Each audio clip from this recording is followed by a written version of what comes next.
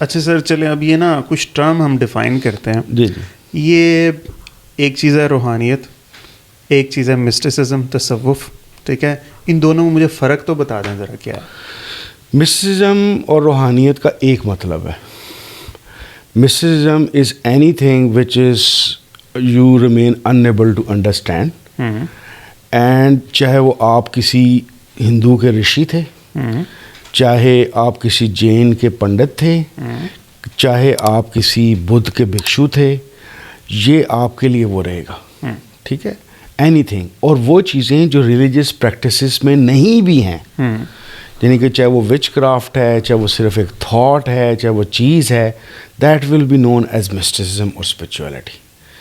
تصوف اصل میں مسلمانوں کی روحانیت کی شاخ کو کہتے ہیں.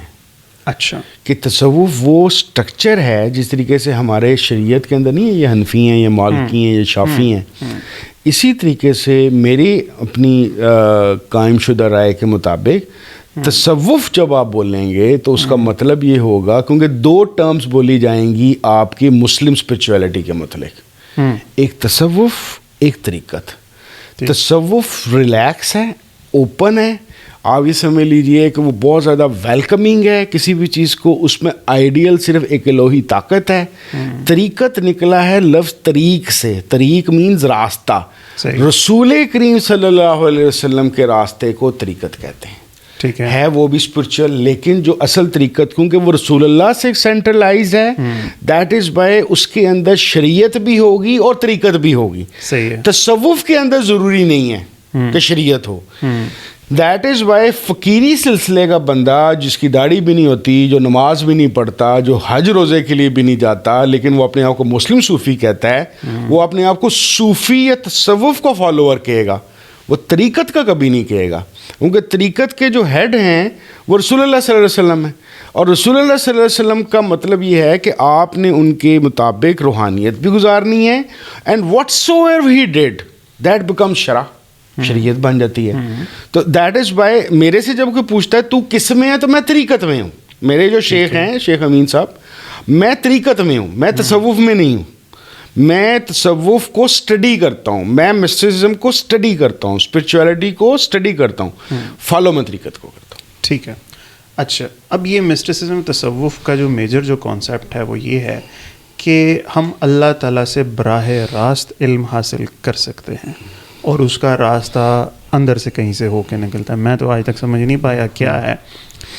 بتائیں کہ کیا ایسا واقعی ممکن ہے؟ جی، پہلی بات تو یہ ہے کہ ہم تصوف کے ٹھرک میں مبتلا ہی اس لیے ہوتا ہوں. پارڈن میں ذرا لوریا سا آدمی، میں ذرا کھل کے لینگویج بولتا ہوں. یہ باقاعدہ کیونکہ ٹھرک سے بہتر لینگویج کوئی اس کی ٹرم نہیں ہو سکتی، یعنی کہ باقاعدہ ہمیں اچول ہے کوئی. ہم بیسکلی یہ تمام کے تمام وہ لوگ ہیں، یعنی کہ میں 3 کیٹیگریز بناتا ہوں تصوف، طریقت اور روحانیت والوں کی. 98% وہ لوگ ہیں جو اپنی دنیاوی ضروریات یا ایک شارٹ کٹ کی تلاش میں ان چیزوں کی طرف جاتے ہیں. 2% یا 1% وہ لوگ ہیں کہ جو خدا یا الوہی طاقت کی یا راہ حق کی تلاش میں. تیسری کیٹیگری وہ ہے جو صرف علمیت کے اوپر ان کا ٹھرک ہے یا شوق ہے، وہ جاننا چاہتے ہیں. تینوں صورتوں کے اندر ہم بیسکلی خدا کو جاننا اس لیے چاہتے ہیں تاکہ یا تو ہم نمبر 1 اس کو مان لیں یا ریجیکٹ کر دیں، اور ہمارے اور اس کے درمیان کوئی اور نہ ہو. اگر وہ ہمارا خدا ہے اور خاص طور پہ کہا گیا جاتا ہے کہ وہ شارک سے بھی قریب ہے، تو دیٹ مینس کہ ہمارے اور اس کے درمیان میں کوئی ریفرنس بھی نہیں ہونا چاہیے. تیسری چیز یہ ہے کہ ہم ایک نان ٹینجیبل اینٹی کو ہم مانیں یا نہ مانیں، لیکن یہ سچ ہے کہ خدا جو ایک نان ٹینجیبل اینٹی ہے، ہم اس کو ٹینجیبلی فیل کرنا چاہتے ہیں. دیٹ از اے شوق and that is the issue کہ ہم اس تک جاتے ہیں. اب آپ اگلی بات آپ نے کی، کیا یہ پاسبل ہے؟ تاریخ نہیں میرا کی پتہ، میں آپ اپنا بھی بتا دیتا ہوں. بات یہ ہے بھائی، کیا کروں میں، اپنی پرسنل بات سے بات کروں یا جنرل بات کروں؟ آپ دونوں بتا دیں. اچھا، کوئی مسئلہ نہیں.